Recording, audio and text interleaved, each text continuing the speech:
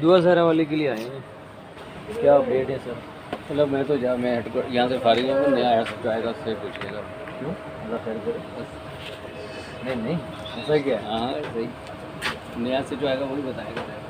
मुझे आप सस्पेंड हो गए? सस्पेंड नहीं हुआ, हेडक्वार्टर पोस्टिंग हो गई। वजह तो होगी पर तो यही केस है और क्या।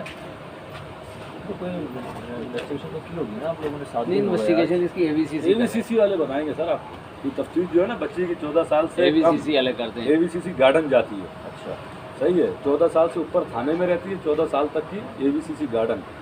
अच्छा, सरवर राजपूत साहब आइए। सरवर साहब, तो आप इसी वजह से सर जी जी बिल्कुल।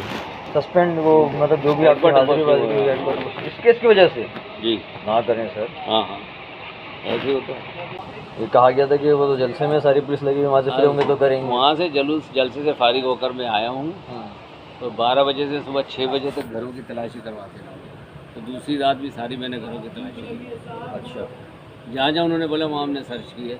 सीसीटीवी कुछ नहीं निकली? कितने बंदे हो लॉकअप में? सीसीटीवी में यही गलत फहमी हो गई ना।